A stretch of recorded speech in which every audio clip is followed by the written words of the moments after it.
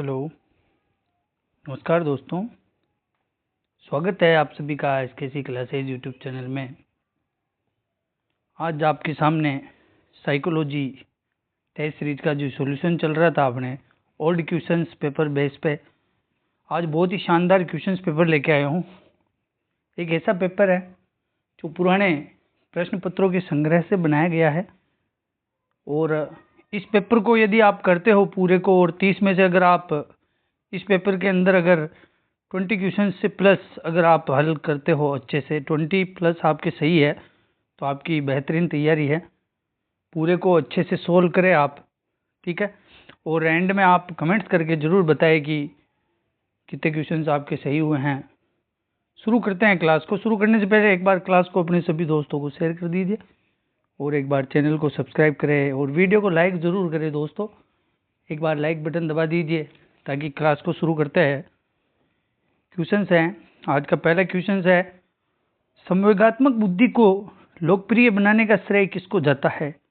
संवेगात्मक बुद्धि की बात हो रही है, इसको लोकप्रिय बनाने का श्रेय किसको जाता है, ठीक है। संवेगात्मक बुद्धि की जब मैंने बात करी थी, सबसे इम्पोर्टेंट बुद्धि का पार्ट है ये, ठीक है। और इसके अंदर मैंने आप काफ़ी बार बता चुका हूँ कि डेनियल जो गोलमैन थे, ठीक है, डेनियल गोलमैन जो संवेगात्मक बुद्धि के प्रवर्तक थे, इनको ही श्रेय जाता है इसको लोकप्रिय बनाने का। और बुद्धि के अंदर सर्वश्रेष्ठ बुद्धि जो मानी गई है वो संवेगात्मक बुद्धि है, ठीक है। डेनियल गोलमैन इसका करेक्ट आंसर रहेगा। फिर बढ़ते हैं नेक्स्ट क्वेश्चन। सब आप अपने विवेक से क्वेश्चन सोल्व करते जाए और आखिरी में कमेंट्स करके जरूर बताना कितने क्वेश्चन आपके सही हो रहे हैं। दूसरा क्वेश्चन देखिए, बहुत ही शानदार क्वेश्चन है। ऐसी परिभाषाएं आपके अक्सर एग्जाम्स के अंदर आती रहती है। कोई भी व्यक्ति क्रोध करता है, यह बहुत आसान है, किंतु सही व्यक्ति के साथ सही मात्रा में, सही समय पर और सही प्रयोजन हेतु सही ढंग से क्रोध करना आसान नहीं है। कितनी अच्छी बात की है। कोई भी व्यक्ति क्रोध करता है तो यह तो बहुत आसान है कि उसको क्रोध आ रहा है, किंतु सही व्यक्ति के साथ सही मात्रा में और सही समय पर सही प्रयोजन हेतु अगर सही ढंग से क्रोध करना, ये किसी के बस की बात नहीं है, ठीक है। क्रोध तो सबको आ जाता है, लेकिन क्रोध वैसा थोड़ी आता है कि व्यक्ति के अनुसार क्रोध आना चाहिए। ऐसा बिल्कुल आसान हो ही नहीं सकता है। ये कथन किसने कहा था? बहुत ही इंपॉर्टेंट परिभाषा है, ये फर्स्ट ग्रेड एग्जाम के अंदर आया था पिछली बार। बहुत ही शानदार परिभाषा है। ये किसने कहा था? तो ये बकिंगम, अरस्तु, क्रीमैन या फिर वॉटसन। तो ये जो राइट आंसर होगा अरस्तु थे। कौन थे इस कथन को कहने वाले? अरस्तु, ठीक है। अरस्तु ने ऐसा कहा था। फिर बढ़ते हैं अपन नेक्स्ट क्वेश्चन पे। अगला क्वेश्चन क्या कह रहा है, किस विधि में उद्दीपन अनुक्रिया के मध्य होने वाले संबंधों का अध्ययन किया जाता है। उद्दीपन और अनुक्रिया के मध्य संबंधों का अध्ययन किया जाता है, तो ये किस विधि के अंतर्गत होता है? देखिए, प्रश्नकर्ता विधि उद्दीपन और अनुक्रिया के मध्य संबंध की बात कर रहे हैं, तो ये नहीं होगा। मनोभौतिक, आत्मनिष्ठ, इसका आंसर होगा प्रयोगात्मक विधि। क्या आंसर होगा? प्रयोगात्मक प्रायोजना विधि या प्रयोगात्मक विधि, प्रोजेक्ट मेथड। इसके अंदर क्या होता है? उद्दीपन और अनुक्रिया के जो मध्य है संबंध स्थापित किया जाता है, तो इस विधि को अपन बोलेंगे प्रयोगात्मक विधि। इसका राइट आंसर हो जाएगा प्रयोगात्मक बुद्धि। फिर बढ़ते हैं नेक्स्ट क्वेश्चन पे।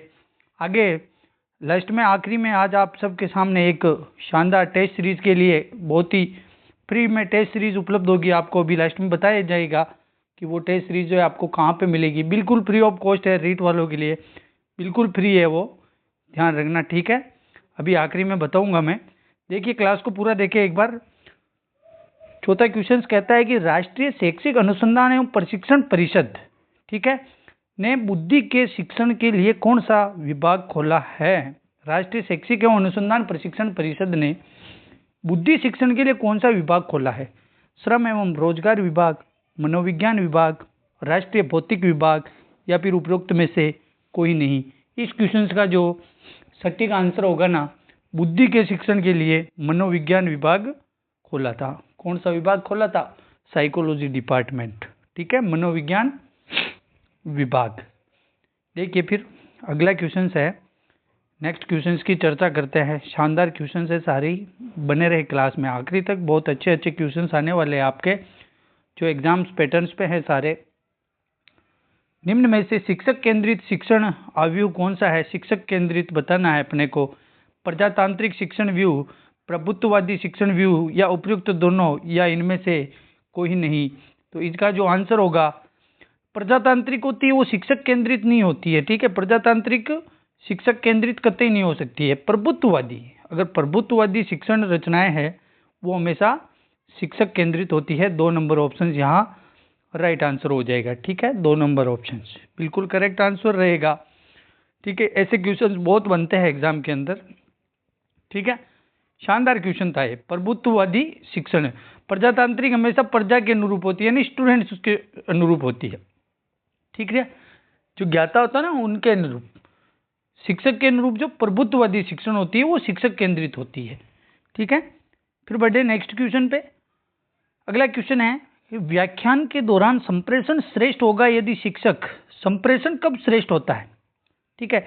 यदि शिक्षण में शिक्षक तैयार किए गए टिप्पण में से पढ़ाता है, टिप्पण तैयार करके आता है और उन्हें मार्गदर्शिका के रूप में प्रयोग करे, या फिर तात्कालिक व्याख्यान प्रस्तुत करे, या फिर दूसरे क्षेत्रों में उद्धरण देते हुए तात्कालिक व्याख्यान प्रस्तुत करता है।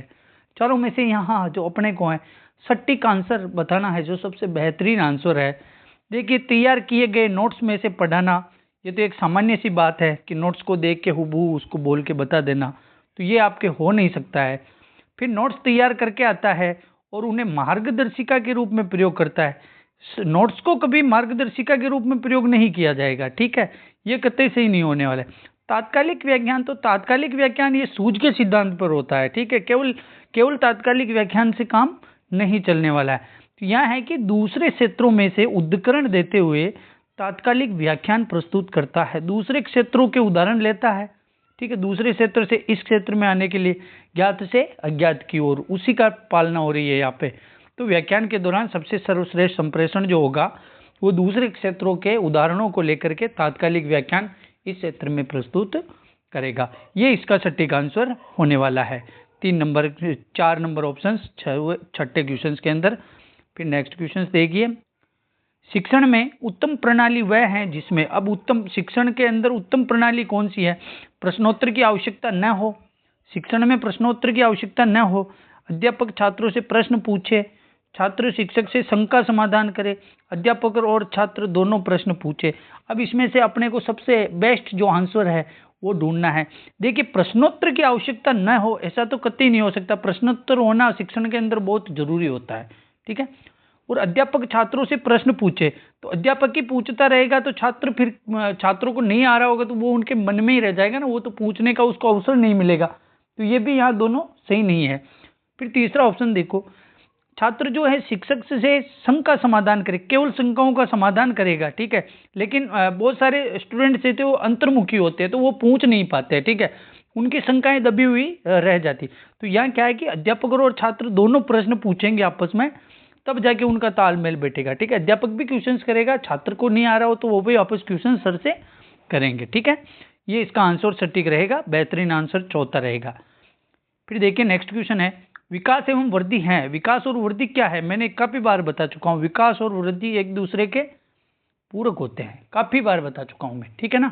एक दूसरे के पूरक होते हैं, ये कभी भी एक दूसरे के विरोधी नहीं हो सकते हैं, एक दूसरे के समान नहीं होते हैं, एक इनमें से कोई नहीं ये हो नहीं सकता है। तो तीसरा ऑप्शन यहाँ विकास और वृद्धि जो है एक दूसरे के पूरक होते हैं। 3 नंबर ऑप्शन यहाँ करेक्ट आंसर रहेगा आपके, ठीक है। 3 नंबर ऑप्शन यहाँ विकास एवं वृद्धि एक दूसरे के पूरक होते हैं। फिर नेक्स्ट क्वेश्चन देखो, सामाजिक एवं संवेगात्मक विकास साथ साथ चलते हैं, ऐसा कथन कहने वाले कौन थे? किसने कहा था कि भाई सामाजिक विकास और संवेगात्मक विकास दोनों जो है एक साथ साथ चलता है, ठीक है। यानी कि ये सामाजिक विकास चल रहा है तो संवेगात्मक विकास भी इसके समकक्ष ही चलेगा, दोनों साथ साथ चलेंगे, ठीक है। तो ऐसा कहने वाले कौन से मनोवैज्ञानिक थे? तो देखिए इसके अंदर क्या होल थे, स्किनर, क्रो एंड क्रो, या फिर स्ट्रेंग। तो इसका जो करेक्ट आंसर होने वाला है वो क्रो एंड क्रो। किसने कहा था? क्रो एंड क्रो ने। उसने कहा था कि सामाजिक और संवेगात्मक विकास जो है दोनों एक साथ चलते हैं। फिर देखिए अगला क्वेश्चन है, विकास किस पहलू में मानसिक बताई जाती है? किस पहलू में मानसिक बताई जाती है? स्वास्थ्य को बनाए रखने की विधियां बताइए, ठीक है। क्या कह रहा है, किस पहलू में मानसिक स्वास्थ्य को, किस पहलू में मानसिक, यहाँ पे ये नहीं आएगा, किस पहलू में मानसिक स्वास्थ्य को बनाए रखने की विधियों बताई जाती हैं, ये यहाँ पे लिखा हुआ होगा, थोड़ा टाइपिंग मिस्टेक है, बताई जाती हैं, यानी किस पहलू में मानसिक स्वास्थ्य को बनाए रखने की विधियां बताई जाती है, ऐसा पूछ रहा है। ये जो है ये सटीक इसके जस्ट यहाँ नीचे इसके साथ में आएगा, यानी कि निरोधात्मक पहलू, संरक्षणात्मक पहलू, सकारात्मक पहलू या फिर उपचारात्मक पहलू। इसका जो सटीक आंसर होगा 10वें क्वेश्चन का, इसके अंदर संरक्षणात्मक पहलू, संरक्षण की परिभाषा देते हुए, ठीक है, स्वास्थ्य की बात करेंगे। नेक्स्ट क्वेश्चन इसका है, कौन से अवयव को सुकराती विधि भी कहा जाता है, यानी कि सुकरात महोदय की कौन सी विधि रही है, सुकरात महोदय ने किस विधि का प्रतिपादन किया है, किस विधि का किया था, क्या वो प्रश्नोत्तर विधि थी, तो प्रश्नोत्तर विधि के प्रवर्तक कौन थे, प्रश्नोत्तर विधि के प्रवर्तक सुकरात थे। कौन थे प्रश्नोत्तर विधि के, कौन थे, सुकरात। सुकरात महोदय ने प्रश्नोत्तर विधि का प्रतिपादन किया था, इसीलिए इनको सुकराती विधि भी, इस विधि को सुकराती विधि बोला जाता है, इसीलिए बोला जाता है, बाकी कोई कारण नहीं है, प्रश्नोत्तर विधि है, ठीक है, इसका सुकरात ने इनका प्रतिपादन किया था, इसलिए इस विधि को सुकराती विधि भी कहा जाता है।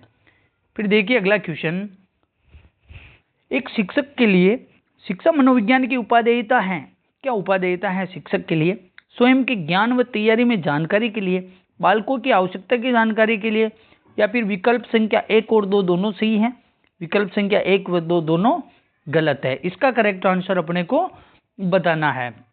देखिए शिक्षक के लिए शिक्षा मनोविज्ञान की उपादेयता बताने के लिए स्वयं का ज्ञान होना बहुत जरूरी है, तैयारी में जानकारी होना बहुत जरूरी है, ये सटीक आंसर इसका ये है एक तो।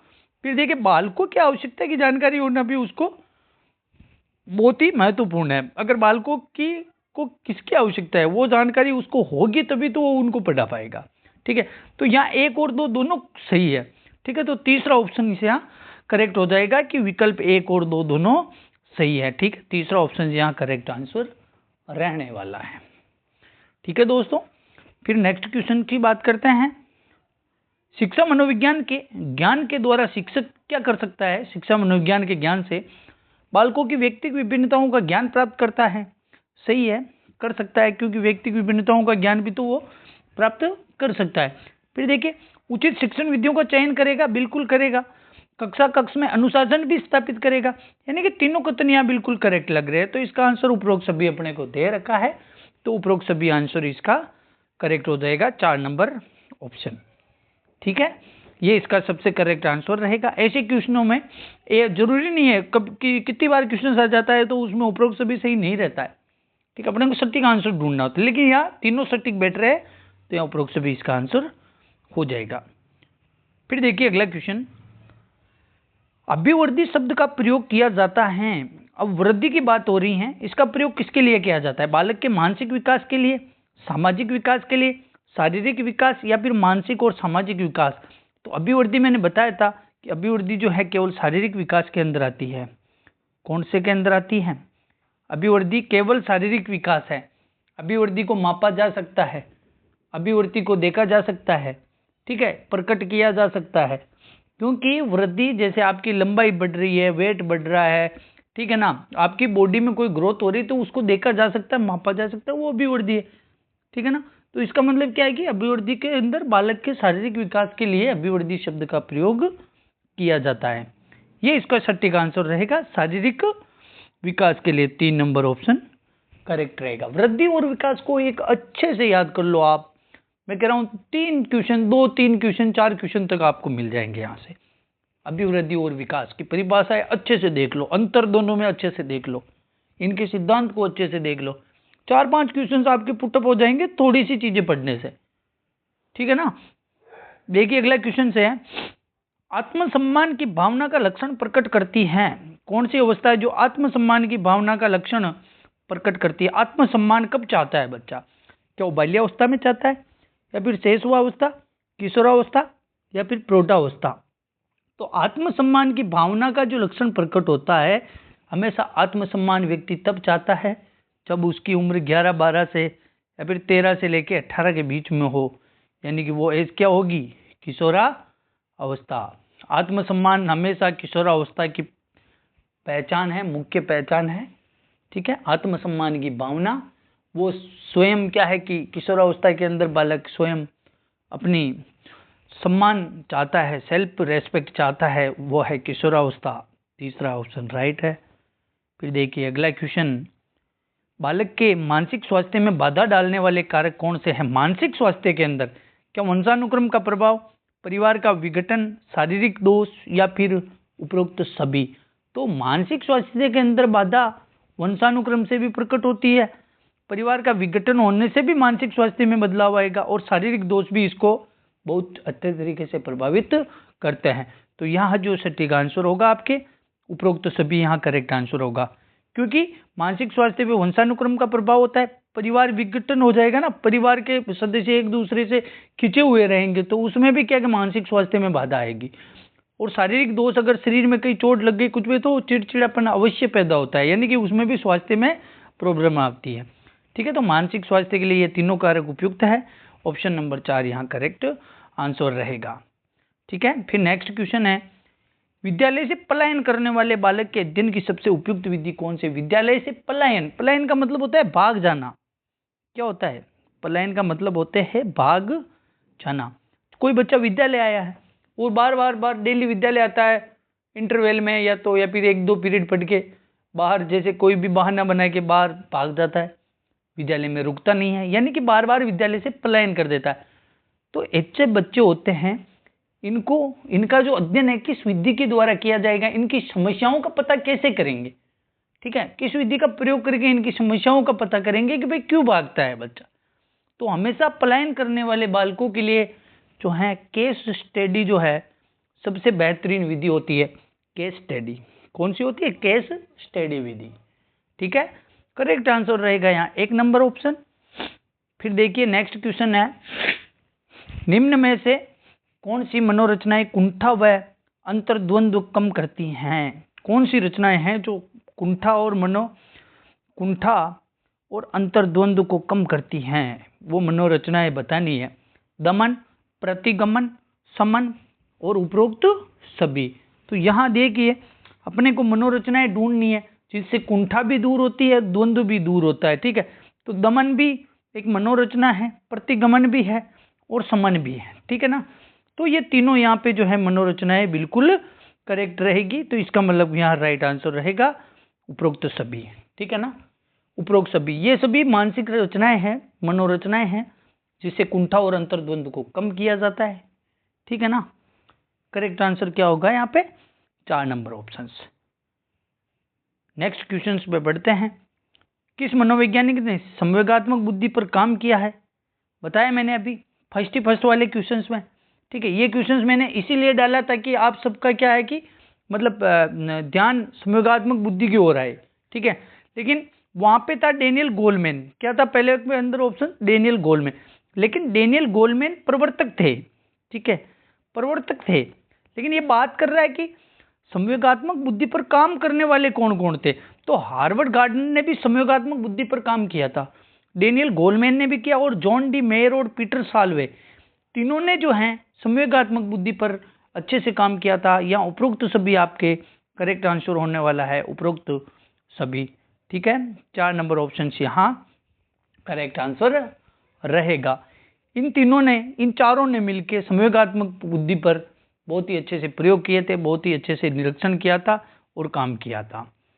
नेक्स्ट क्वेश्चन है, संवेगों पर नियंत्रण पाने के लिए बालकों को अभ्यास कराना चाहिए। अपने स्वयं के संवेग जो होते हैं उन पर नियंत्रण पाने के लिए किसका अभ्यास करना चाहिए? आत्मचेतना का, आत्म प्रेरणा का, या फिर आत्म नियंत्रण का, और या आत्म अनुभूति का? तो इसका सटीक आंसर बताना है आप सबको।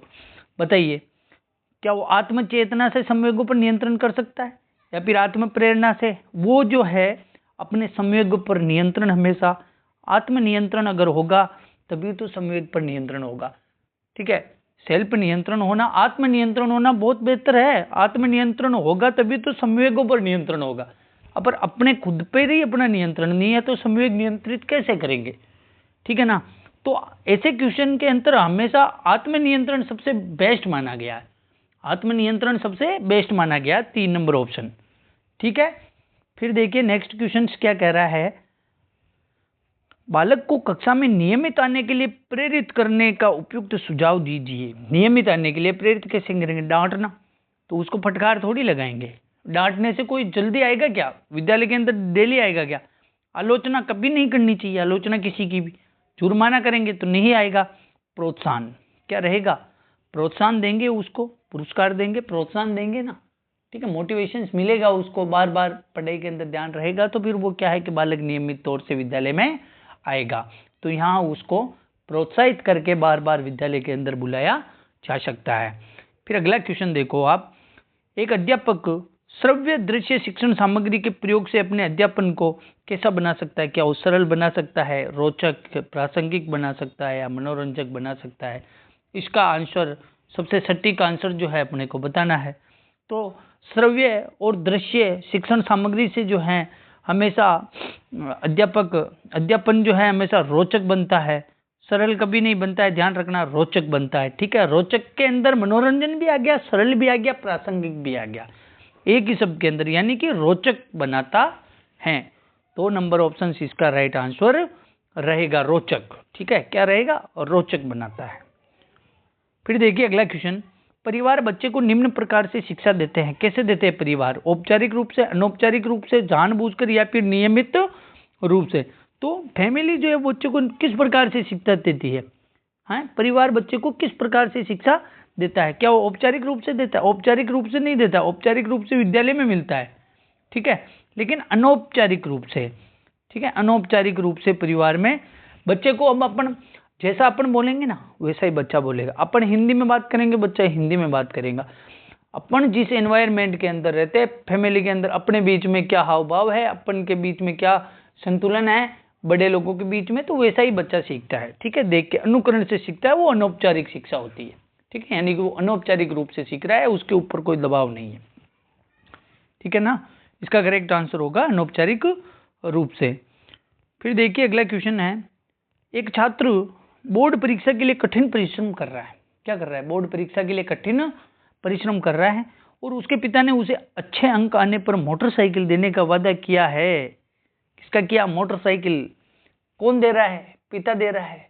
क्या वो आंतरिक मोटिवेशन होगा? क्या नहीं, क्योंकि पिता के द्वारा उसको बाइक दी जा रही है, मोटरसाइकिल दी जा रही है, तो वो मोटरसाइकिल को देख के बच्चा पढ़ाई कर रहा है। कठिन परिश्रम क्यों कर रहा है? कि उसको बाइक चाहिए, उसको बोर्ड में अच्छे अंक नहीं लाने, उसको बाइक चाहिए। समझ रहे हो ना, उसको बाइक चाहिए। ये बाह्य मोटिवेशन होता है, हमेशा बाह्य प्रेरणा होती है। कैसी होती है? बाह्य प्रेरणा होती है। ठीक है ना, यहाँ 2 नंबर आंसर सही रहेगा, बाह्य अभी प्रेरणा हो जाएगी। ठीक है, नेक्स्ट क्वेश्चन देखो, अच्छा अधिगम किस पर निर्भर करता है? शिक्षक पर, छात्रों की सक्रिय रुचि पर, उपयुक्त शिक्षण विधियों एवं सहायक सामग्री के उपयोग पर, और उपरोक्त सभी पर। इसका करेक्ट आंसर यह होगा, शिक्षक पर भी निर्भर करता है, छात्रों की सक्रिय रुचि, सक्रिय होगा छात्र तो भी अधिगम अच्छा होगा, शिक्षण विधियां उपयुक्त होनी चाहिए, सहायक सामग्री होनी चाहिए, यानी कि यहाँ पे आंसर रहेगा उपरोक्त सभी। यहाँ पे सभी कथन जो है बिल्कुल करेक्ट है, उपरोक्त सभी यहाँ पे सही आंसर रहने वाला है। फिर नेक्स्ट क्वेश्चन की बात करते हैं। अगला क्वेश्चन कह रहा है कि एक बच्चे को लाल गुलाब का कांटा चुभ गया, जिससे उसे काफी चोट पहुंची है। आगे चलकर वह लाल पोशाक या फिर लाल किसी भी चीज को देखकर डरने लगता है। तो यह उदाहरण किसका है? अगर एक बार लाल गुलाब का कांटा चुभ गया उसके, तो क्या है कि वो बार बार लाल कलर को देख के बच्चा डर जाता है। तो क्या है ये? इसे क्या बोला जाएगा बताइए? इसे उद्दीपन सामान्यकरण बोला जाएगा। क्या बोला जाएगा? उद्दीपन सामान्यकरण। क्योंकि एक बार लाल कलर से उसको कोई नुकसान पहुंच गया ना, तो बार बार वो लाल कलर को देख के बार बार क्या है कि डरने लग जाता है। ये उद्दीपन सामान्यकरण कहलाएगा। ठीक है ना, करेक्ट आंसर ये हो जाएगा। नेक्स्ट क्वेश्चन देखिए आप, पियाजे द्वारा प्रयुक्त न किया गया नाम खोजे। तो पियाजे ने क्या क्या प्रयुक्त किए थे?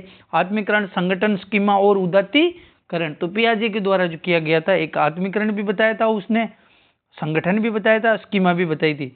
उदात्तीकरण की कोई बात नहीं हुई थी। उदात्तीकरण नामक का कोई शब्द भी जीन पियाजे ने नहीं बताया था। ये ऐसे क्वेश्चंस जीन पियाजे से पुटअप हो जाते हैं, अक्सर ध्यान रखें, जीन पियाजे को अच्छे से देखें एक बार। नेक्स्ट क्वेश्चन होगा, अध्ययन का उच्चतम स्तर कौन सा होता है? अध्ययन का सबसे उच्चतम स्तर श्रृंखला अधिगम, समस्या समाधान अधिगम, उद्दीपन अनुक्रिया अधिगम या फिर अनुकूलित प्रतिवर्त अधिगम। तो अध्ययन का जो है सबसे उच्चतम जो स्रोत या स्तर होता है वो होता है, हमेशा समस्या समाधान को सबसे उच्च स्तर पे माना गया है। किसको माना गया है? समस्या समाधान अधिगम को सबसे उच्चतम स्तर पर माना गया है। याद रख लेना अच्छे से, समस्या समाधान अधिगम सबसे बेस्ट अधिगम और सबसे उच्चतम अधिगम, सबसे कठिन अधिगम। नेक्स्ट क्वेश्चन देखो आप, नैतिक मूल्य का विकास किया जा सकता है यदि अध्यापक को बार बार मूल्यों की बात करके, नैतिक मूल्य की बात हो रही है, ठीक है, बार बार मूल्यों की बात बार बार आवृत्ति करने से क्या नैतिक मूल्य का विकास किया जा सकता है? क्या बार बार आवृत्ति करने से नहीं किया जा सकता है। बार बार मूल्य बताएंगे उसका क्या औचित्य है? नहीं है। स्वयं उन पर आचरण करे, ये बात थोड़ी बहुत ठीक है। फिर देखिए, महान व्यक्तियों की कहानियां सुना के, तो केवल कहानियां सुनाने से तो कहानियां याद हो जाएगी बच्चों को, ये नहीं, ये सही आंसर नहीं बैठता है। देवी देवताओं की बात करने से कैसे हो? यानी कि जब अध्यापक जो है स्वयं उनके जैसा आचरण करेगा, स्वयं उन पर आचरण, नैतिक मूल्यों पे स्वयं आचरण करेगा, वैसे ही बच्चे करेंगे, तो नैतिक मूल्य का विकास सबसे अधिक किया जा सकता है। 2 नंबर ऑप्शन यहाँ पे राइट रहेगा। फिर देखिए अगला क्वेश्चन है, B.F. स्किनर ने बच्चों में भाषा का विकास निम्नलिखित का परिणाम है। B.F. स्किनर के अनुसार, ठीक है, बच्चों में भाषा का विकास किसका परिणाम होता है? B.F. स्किनर ने क्या कहा था? B.F. स्किनर ने, हाँ बताइए, B.F. स्किनर के बारे में अपने को बताता है। तो B.F. स्किनर ने जो कहा था, एक तो पुनर्बलन को सबसे मोस्ट माना था, पुनर्बलन, ठीक है, और इसके अलावा एक माना था अनुकरण, माना था ना अनुकरण। तो पुनर्बलन और अनुकरण पे सबसे जो जोर दिया था भाषा विकास के अंदर, वो B.F. स्किनर ने दिया था। अनुकरण और पुनर्बलन यहाँ पे बेस्ट आंसर होने वाला है। ठीक है दोस्तों, तो ये आज के बहुत ही मोस्ट एंड इम्पोर्टेंट क्वेश्चंस थे। अब बात करते हैं जो अपने 15 तारीख की, कि कल जो 15 तारीख है उसका आपको टेस्ट सीरीज दिया जाएगा। ठीक है, कल आपको 15 तारीख है, शाम को 5 बजे आपके टेस्ट सीरीज उपलब्ध करवा दी जाएगी। वो टेस्ट सीरीज आप सब टेलीग्राम चैनल ज्वाइन कर लेना, वहाँ पे आप सबको जानकारी मिल जाएगी। कैसे टेलीग्राम चैनल कैसे ज्वाइन करना है? आप टेलीग्राम पे जाके @SKC क्लासेज लिख के भी सर्च कर सकते हो। SKC क्लास लिखना है, उससे भी आप सर्च करके कर सकते हो। इसके अलावा आपको अभी वीडियो के जो नीचे डिस्क्रिप्शन होता है ना, उसके अंदर लिंक दिया हुआ है। ठीक है, वीडियो की डिस्क्रिप्शन में लिंक है, आप व्हाट्सअप कम्युनिटी ज्वाइन करें, SKC क्लासेज का टेलीग्राम ऑफिशियल चैनल है वो ज्वाइन करें। ठीक है, वहीं पर आपको जो है टेस्ट सीरीज से संबंधित जानकारी दी जाएगी। टेस्ट सीरीज में आपको बता देता हूँ, स्टार्टिंग की 5 टेस्ट सीरीज बिल्कुल फ्री होने वाली है, और उसके अंदर फर्स्ट, सेकंड और थर्ड प्राइज रहने वाला है कोई, और बिल्कुल एग्जाम बेस पे आपके टेस्ट सीरीज रहने वाली है। ठीक है दोस्तों, तो अच्छे से पढ़ाई कीजिए और सिलेबस हैं और तैयारी कीजिए अच्छे से। आपके सामने सिलेबस रहा, और परीक्षाएं जो हैं फरवरी माह में करवा दी जाएगी। 100% यही है कि रीट का एग्ज़ाम फरवरी माह में ही होगा। ठीक है, किसी भ्रम में ना रहे कि एग्ज़ाम आगे जाएगा, कतई नहीं जाएगा। 27 फरवरी जो डेट आपको दे रखी है वही डेट है, डेट आगे पीछे हो सकती है, 2, 5, 10 दिन, ज़्यादा कोई फर्क पड़ने वाला इसके अंदर है नहीं। ठीक है, तो आप डिस्क्रिप्शन में जाके अभी टेलीग्राम चैनल को ज्वाइन कीजिए, मैं अभी कम्युनिटी के अंदर भी डाल दूंगा टेलीग्राम ज्वाइन की लिंक। ठीक है, और आप अगर चैनल के डिस्क्रिप्शन में जाके देखोगे तो भी हो जाएगा, और वीडियो के डिस्क्रिप्शन में भी लिंक मिल जाएगी। डायरेक्टली टेलीग्राम पे ज्वाइन होना है तो वहाँ पे @ लगा के SKC क्लासेज लिखना, वहाँ पे आ जाएगा। अपने चैनल वाला लोगो वहाँ पे दिखाई दे देगा आपको, वहाँ ज्वाइन कर लेना, और वहाँ से आप कल टेस्ट सीरीज का आंसर देना। बेहतरीन टेस्ट सीरीज होने वाली है, बेहतरीन ऐसी टेस्ट सीरीज है, ऐसा मटेरियल उपलब्ध होगा आपको, बिल्कुल एग्जाम जैसी फीलिंग्स आपके सामने रहेगी। ठीक है, और सभी लोग, अगर आपने अभी तक चैनल को सब्सक्राइब नहीं किया तो चैनल को ज़रूर सब्सक्राइब करें, और अपने सभी दोस्तों को शेयर करें, क्योंकि यहाँ सब जो चीज़ है, सब चीज़ यहाँ आपको फ्री में मिलने वाली है। टोटल चीज़, कोई पैसा नहीं लग रहा है आपका, फ्री ऑफ कॉस्ट आपकी टोटल टेस्ट सीरीज रहने वाली है। 5 टेस्ट सीरीज का अभी प्लान है, उसके बाद में आप सबको फ्री ऑफ कॉस्ट ही दी जाएगी, कोई टेंशन नहीं है। अगर कोई अपने को अभी जो ये लिंक के माध्यम से टेस्ट सीरीज दिया जाएगा, आपको लिंक उपलब्ध करवा दी जाएगी, वहाँ से आप टेस्ट फिलअप कर सकते हो। उसके अलावा बाद में, और आप यदि कोई प्लेटफॉर्म मिलता है वहाँ पे कोई फीस नहीं होगी, तो हम आपको विदाउट फीस में करवा देंगे, नहीं तो नाम मात्र की फीस के अंदर आपको टेस्ट सीरीज उपलब्ध करवा दी जाएगी। जैसे 100-150 रुपये, मतलब पूरे मंथ की रहेगी ये टेस्ट सीरीज, मतलब आपके रीट एग्जाम तक रहने वाली है। ठीक है, तो अभी 5 टेस्ट सीरीज आपके सामने बिल्कुल फ्री है, और वो भी आपके फर्स्ट सेकंड थर्ड प्राइज है। ठीक है, और जो इस टेस्ट सीरीज में भाग लेगा ना, उसको बाद वाली जो टेस्ट सीरीज दी जाएगी उसके अंदर लगभग 50% मार्जिन उसको दिया जाएगा। ठीक है, 50% मार्जिन दिया जाएगा, लेकिन टेलीग्राम ज्वाइन करने के बाद ही आप टेस्ट सीरीज दे पाओगे, वरना अत्यधिक बाकी नहीं दे पाओगे। टेलीग्राम ज्वाइन के अंदर, टेलीग्राम चैनल के अंदर जाइए, वहाँ से ज्वाइन कीजिए, वहाँ पे आपको लिंक मिलेगा, वहाँ जाके आप टेस्ट दे दीजिएगा। ठीक है, धन्यवाद दोस्तों।